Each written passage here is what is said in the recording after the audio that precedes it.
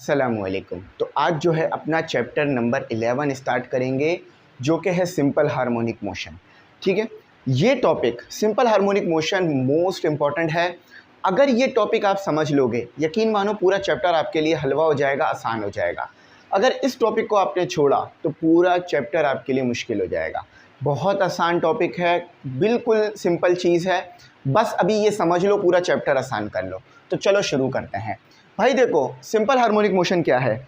Simple harmonic motion को समझने के लिए सबसे आसान एग्जाम्पल है मास अटैच विद स्प्रिंग। ठीक है, मास अटैच विद स्प्रिंग। ये एक मास है, ये एक मास है, ये एक स्प्रिंग है। ठीक है, मास को मैंने स्प्रिंग से अटैच कर दिया। अब सबसे पहले समझा दूं सिंपल हार्मोनिक मोशन क्या है। जब भी आपसे कोई पूछे ना सिंपल हार्मोनिक मोशन क्या है, तो आपने बताना है कि जब कोई ऑब्जेक्ट, ठीक है, जब कोई ऑब्जेक्ट मीन पोजीशन से एक्सट्रीम पे जाए, एक्सट्रीम से मीन पर आए और मीन से एक्सट्रीम पे जाके दोबारा मीन पर आ जाए, तो ऐसे मोशन को सिंपल हार्मोनिक मोशन कहते हैं। यानी बैक एंड फोर्थ मोशन को सिंपल हार्मोनिक मोशन कहते हैं। ज़रा यहाँ पर आओ, ये आपकी है मीन पोजीशन, ये आपकी क्या है, मीन पोजीशन। ठीक है, इसको विजुअलाइज कर लो ज़रा। अभी यही काम आपको मैं मास अटैच विद स्प्रिंग के साथ करके दिखाऊंगा। ये है आपकी मीन पोजीशन, ये है आपकी एक्सट्रीम पोजीशन। ठीक है, ये आपकी एक्सट्रीम पोजीशन हो गई, ये आपकी दूसरी एक्सट्रीम पोजीशन हो गई। अच्छा, ये हो गई आपकी दूसरी एक्सट्रीम पोजीशन। अब होगा क्या, बॉडी आपके पास यहां पर होगी। ठीक है, आप बॉडी को यहां पर लेकर आओगे फोर्स लगाकर। ठीक है, बॉडी यहां पर आ गई। अब उसके अंदर स्प्रिंग है, स्प्रिंग की वजह से रीस्टोरिंग फोर्स आएगी, तो जो उसको दोबारा इधर लाएगी। ठीक है, अब यहाँ बॉडी रुकेगी नहीं, अब बॉडी यहाँ पर आ जाएगी, यहाँ पर आ जाएगी। बॉडी कहाँ पर थी, बॉडी आपके पास यहाँ पर थी, आपने फोर्स लगाई, यहाँ पर आ गई। ठीक है, अब दोबारा बॉडी के अंदर एक रीस्टोरिंग फोर्स आ गई, तो वो उस रीस्टोरिंग फोर्स की वजह से यहाँ पर आई, लेकिन यहाँ पर आके बॉडी रुकी नहीं, आगे की तरफ गई, आगे की तरफ गई। ठीक है, यहाँ पर आने के बाद बॉडी दोबारा इधर आ गई। तो इस तरह के मोशन को क्या कहते हैं, सिंपल हार्मोनिक मोशन। यहाँ पर आए, मीन से एक्सट्रीम जाए, एक्सट्रीम से मीन आए, मीन से दोबारा एक्सट्रीम आए और एक्सट्रीम से मीन आ जाए, सिंपल हार्मोनिक मोशन। ठीक है, अब इसे सिंपल हार्मोनिक क्यों कहा, इसको सीधा सीधा वाइब्रेशन भी कह सकते थे। सिंपल हार्मोनिक मोशन इसलिए कहा कि इसके अंदर टाइम पीरियड कांस्टेंट रहता है। यहाँ पर लिखो, ये सबसे इंपॉर्टेंट बात है। इन SHM, SHM क्या है, short form of simple harmonic motion. In SHM time period is constant. अब टाइम पीरियड कांस्टेंट क्यों होता है ये बताता हूँ। देखो, सिंपल हार्मोनिक मोशन में मेरे भाइयों और मेरी बहनों, आप किसी किस्म की फ्रिक्शन को नहीं लेते। तमाम फ्रिक्शन जो होती हैं वो ज़ीरो होती हैं इसके अंदर, जब भी टाइम पीरियड कांस्टेंट है। यानी आप बस एक बार इस मास अटैच विद स्प्रिंग को यहाँ पर खींच के इधर ले आओ और फिर छोड़ दो, आप देखोगे ये मोशन करता ही रहेगा, मोशन करता ही रहेगा और सेम टाइम पीरियड से मोशन करेगा। इसको मैं और डिटेल में समझाता हूँ, पहले इसकी डेफिनेशन पढ़ लो। अच्छा, सिंपल हार्मोनिक मोशन जब भी होगा तो उसकी 5 कंडीशन होंगी जो नेसेसरी हैं, वो मैं अभी लिखवाता हूँ। ठीक है, पहले ये 2 कंडीशन याद रखना कि in simple harmonic motion time period is constant, in simple harmonic motion there is no friction involve. इस चीज़ को मत भूलना, क्योंकि अक्सर टीचर ये सवाल कर लेता है कि हम सिंपल हार्मोनिक मोशन क्यों कह रहे हैं। तो आपने ये बताना, एक तो टाइम पीरियड कांस्टेंट है, टाइम पीरियड कांस्टेंट होने की वजह फ्रिक्शन नहीं है। देखो, अगर मेरी एनर्जी ज़ाया नहीं हो रही होती तो मैं तो आपको पढ़ाता ही रहता, पढ़ाता ही रहता, पढ़ाता ही रहता, रुकता ही नहीं, क्योंकि मेरी तो एनर्जी ज़ाया नहीं हो रही होती। लेकिन अगर मेरी एनर्जी ज़ाया हो रही है तो मैं रुक जाऊँगा, है ना। तो यहाँ भी बिल्कुल ऐसा ही है, एनर्जी ज़ाया ही नहीं हो रही। अगर फ्रिक्शन नहीं है तो एनर्जी ज़ाया ही नहीं हो रही। जब एनर्जी ज़ाया ही नहीं होगी तो मोशन तो होता ही रहेगा, होता ही रहेगा। फॉर एग्जांपल, एक गाड़ी चल रही है, गाड़ी को क्या रोकती है, ब्रेक, या जो उसके ऊपर ड्रैग फोर्स लग रही होती है, एयर। अगर ड्रैग फोर्स ख़त्म हो जाए, ब्रेक ख़त्म हो जाए, ज़मीन में जो फ्रिक्शन है टायर के दरमियान वो ख़त्म हो जाए, गाड़ी कभी भी नहीं रुकेगी, ये बस याद रखना। चलो आओ अब इसको ज़रा देखते हैं। ये है आपके पास मास अटैच्ड विथ स्प्रिंग। सबसे आसान तरीका है ये, सबसे आसान जो है ये डायग्राम है या ये एक सिस्टम है सिंपल हार्मोनिक मोशन को समझाने के लिए। अब यहाँ पर जो मैंने मीन पोजीशन आपको दिखाई थी उसको देखो।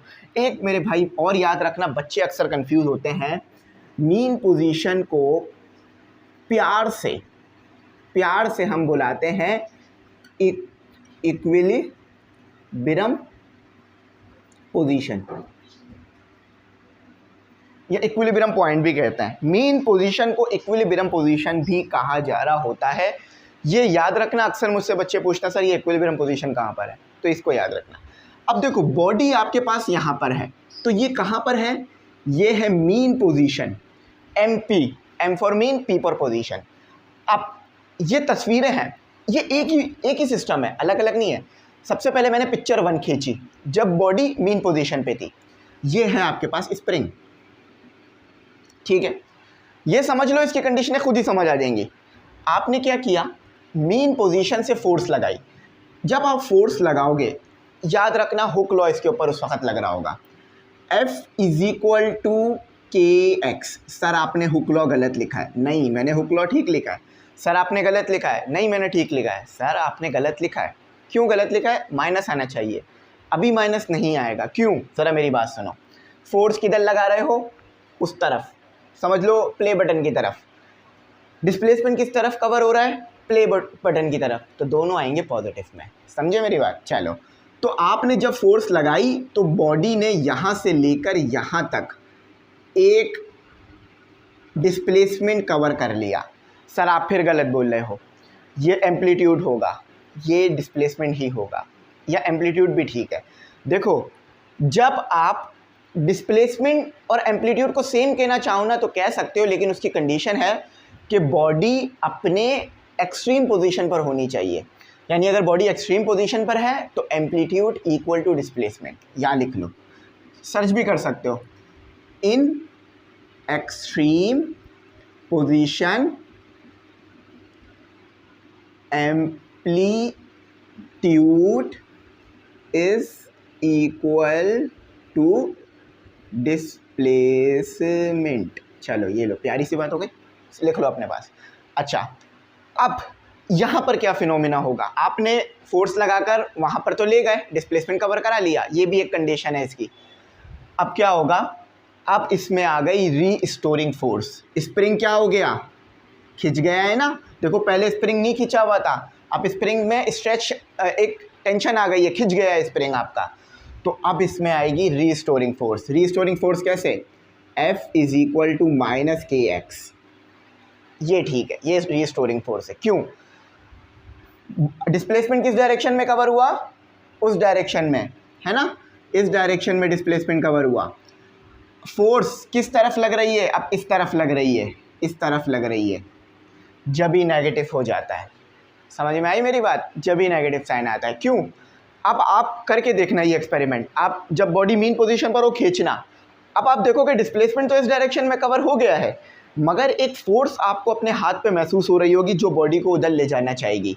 वो फोर्स किसकी वजह से आ रही होगी मेरे भाई और मेरे बहन, स्प्रिंग की वजह से आ रही होगी। चलो ये बात भी समझ आ गई, देखो आप लोगों का कॉन्सेप्ट क्लियर हुआ ना। चलो अब यहाँ आओ, यहाँ टाइम पीरियड क्या था, यहाँ t क्या था, t = 0 था, ठीक है, एक समझाने के लिए बात कर रहा हूँ, ठीक है। अच्छा, अब जब यहाँ पर आ गए, यहाँ पर कैसे आए होगे, पहले बॉडी आई होगी यहाँ पर, पहले बॉडी आई होगी यहाँ पर, ठीक है, वहाँ से चलकर बॉडी यहाँ पर आई होगी, फिर अब वो यहाँ पर आ गई, ठीक है। देखो अगर ये मोशन होता हुआ देखोगे ना तो क्या होगा, मैं ज़रा करके दिखाता हूँ। ये रही बॉडी, समझो ये रही बॉडी, ये रही बॉडी, ये इधर जाएगी, ठीक है। अब स्प्रिंग खींचेगा, इधर आके रुकेगी नहीं, फिर भी पीछे जाएगी, इधर आएगी, फिर दोबारा इधर आ जाएगी, ऐसे हो रहा है, ठीक है। यहाँ पर आ गई बॉडी, अब यहाँ पर आने के बाद दोबारा इसको मिलेगी एक फोर्स, दोबारा इसको एक फोर्स मिलेगी, दोबारा स्प्रिंग क्या होगा, पहले स्प्रिंग हुआ था स्ट्रेच हुआ था, खिंचा था। अब स्प्रिंग हो गया है कंप्रेस। ये इस सिचुएशन में स्प्रिंग क्या था, अभी ओरिजिनल कंडीशन में था, ओरिजिनल, ठीक है। अभी क्या हुआ है, स्ट्रेच, स्ट्रेच हुआ है। अब क्या हुआ है, कंप्रेस, कंप्रेस। तो कंप्रेस होने की वजह से दोबारा क्या होगा कि डिस्प्लेसमेंट इस डायरेक्शन में कवर हुई है और फोर्स इस डायरेक्शन में आ जाएगी, फोर्स उस डायरेक्शन में। तो अब क्या होगा, दोबारा आपका जो ये मास है इधर आ जाएगा और एक ऑक्सीलेशन कंप्लीट हो जाएगी। याद रखना एक ऑक्सीलेशन कब कंप्लीट होगी, जब, हमेशा इस बात को याद रखना, एक ऑक्सीलेशन या एक वाइब्रेशन, वन वाइब्रेशन कब कंप्लीट होगी, वन वाइब्रेशन, वाइब्रेशन को ही ऑक्सीलेशन कहा जाता है। देखो बुक में और लिखा हुआ होगा, ऑक्सीलेशन, देखो यहाँ लिखा हुआ होगा, देखो ऑक्सीलेशन और वाइब्रेशन, ठीक है। तो एक ऑक्सीलेशन और एक वाइब्रेशन कब कंप्लीट होगी, जब मीन से एक्सट्रीम, एक्सट्रीम से मीन, मीन से एक्सट्रीम और दोबारा मीन पर आ जाओ, या सिंपल ये कह लो एक्सट्रीम और एक्सट्रीम को बॉडी छूकर दोबारा मीन पर आ जाए। सिंपल ये कह लो एक्सट्रीम और एक्सट्रीम को छूकर दोबारा बॉडी मीन पर आ जाए, तो ये एक वाइब्रेशन कंप्लीट हो जाएगी। एक वाइब्रेशन ऐसे कंप्लीट नहीं होगी कि मीन से एक्सट्रीम गए और दोबारा मीन पर आ गए, ये हाफ है, ये हाफ हुआ। मीन से दोबारा एक्सट्रीम जाना चाहिए पीछे वाला, फिर मीन पर आना चाहिए। समझ गए मेरी बात? चलो अब याद रखोगे, याद रखना। अब जब दोबारा समझो ये पूरा मोशन होने के लिए 1 सेकेंड लगा, 1 सेकेंड, ये दोबारा पूरा काम होने के लिए 1 सेकेंड लगा कि बॉडी मीन पोजीशन से एक्सट्रीम पे गई, एक्सट्रीम से दोबारा मीन पर आके फिर एक्सट्रीम और फिर मीन, 1 सेकेंड। जब दोबारा ये होगा ना अगली बार, दोबारा 1 सेकेंड लगेगा। टाइम पीरियड क्या होता है, वो टाइम यहाँ लिख लो। टाइम पीरियड क्या है आपके पास, time period is a time required to complete one vibration या ऑक्सीलेशन, ठीक है, वाइब्रेशन और ऑक्सीलेशन। चलो समझ में आई बात, बहुत अच्छी समझ में आई माशाल्लाह से। चलो अच्छा, ये के याद रखना, ये के होता है स्प्रिंग कांस्टेंट, स्प्रिंग कांस्टेंट, इसे कहते हैं के, ठीक है, स्प्रिंग कांस्टेंट। इसका यूनिट भी याद रखना, न्यूटन पर मीटर। ये लो यूनिट भी लिख देता हूँ। यूनिट क्या है इसका, न्यूटन पर मीटर। कैसे, के ऊपर न्यूटन नीचे मीटर। अच्छा अब इसको समझ लिया ना, अब बस इसको बुक की डेफिनेशन से पढ़ लो, बुक में क्या लिखा है वो देख लो। चलो आओ, simple harmonic motion SHM is a type of oscillation. Simple harmonic motion vibration ही है, मतलब ये एक टाइप है। टाइप क्यों बनती है, कुछ चीज़ों के मुख्तलिफ होने की वजह से टाइप बन जाती है।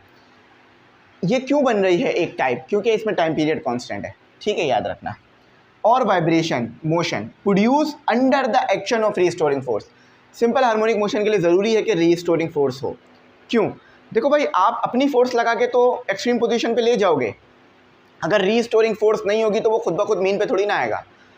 मतलब ऐसा है कि मैं एक्सट्रीम पोजीशन पे तो ले गया, लेकिन अगर रीस्टोरिंग फोर्स नहीं है तो मीन पोजीशन पे दोबारा नहीं आ सकूंगा, तो ये गलत बात हो जाएगी, ठीक है।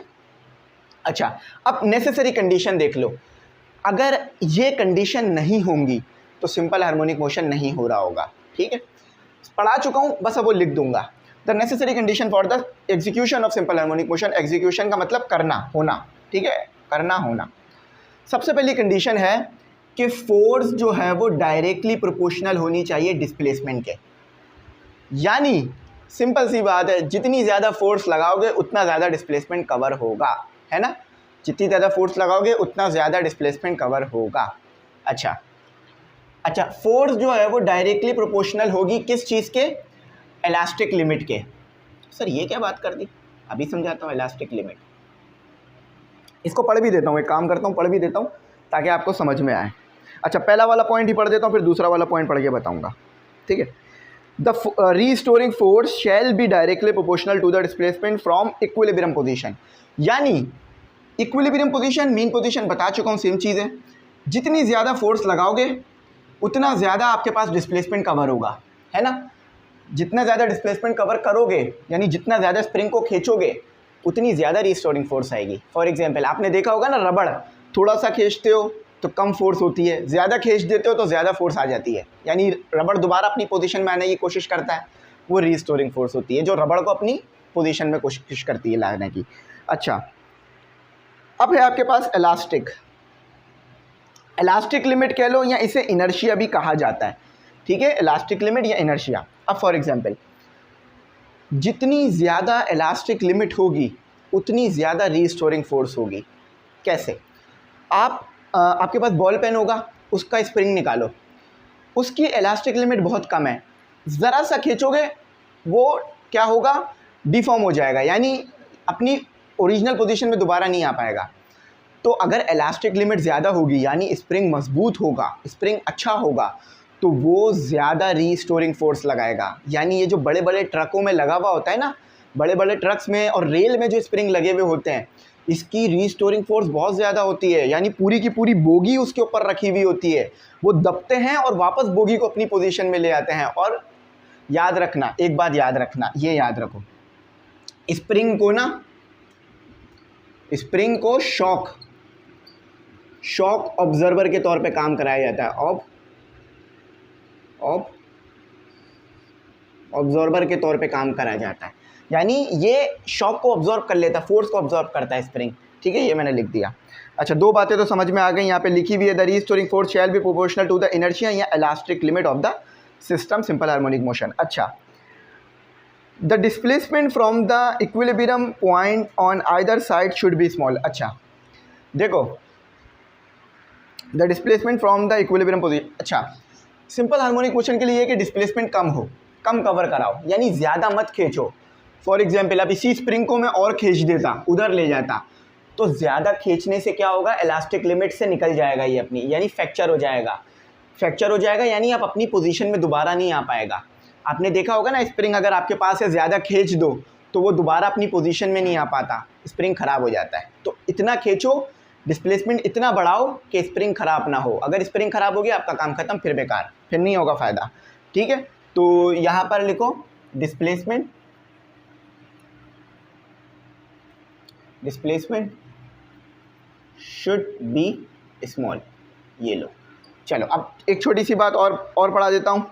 The force and displacement should follow, Hooke law follow होना चाहिए, हुक्स लॉ, ठीक है, हुक्स लॉ लगना चाहिए। देखो मैंने यहाँ हुक लॉ लगाया है, यानी जो हुक लॉ की इक्वेशन है वो इस पर एप्लीकेबल होनी चाहिए। अगर हुक लॉ नहीं लग रहा तो यानी ये सिंपल हार्मोनिक मोशन नहीं है। एक और बात और आखिरी, कि एक्सेलरेशन जो है वो नेगेटिव होना चाहिए, एक्सेलरेशन जो है वो डायरेक्टली प्रोपोर्शनल होना चाहिए नेगेटिव ऑफ डिस्प्लेसमेंट के। यानी कहना क्या चाह रहा हूँ, अगर डिस्प्लेसमेंट उस डायरेक्शन में है तो एक्सेलरेशन इस डायरेक्शन में आना चाहिए। और वो फोर्स की वजह से आपको बात समझ में आ गई है कि मैं डिस्प्लेसमेंट उधर कवर कर रहा हूँ, ठीक है, डिस्प्लेसमेंट उधर लेके जा रहा हूँ, लेकिन रीस्टोरिंग फोर्स कोशिश कर रही है कि इस तरफ आए, ऑब्जेक्ट दोबारा मेन पोजीशन के पास आ जाए, ठीक है। तो यहाँ पर हमारा ये टॉपिक कंप्लीट हुआ। ज़्यादा टाइम भी मैंने नहीं लिया, थोड़ा सा टाइम ज़्यादा ले लिया, लेकिन मैंने बहुत डिटेल में ले गया हूँ। जिस बच्चे ने भी ये वीडियो देख लिया, समझ लो उसके काम आसान हो गए। थैंक्स फॉर वॉचिंग, अल्लाह हाफिज़, कीमती दुआओं में ज़रूर याद।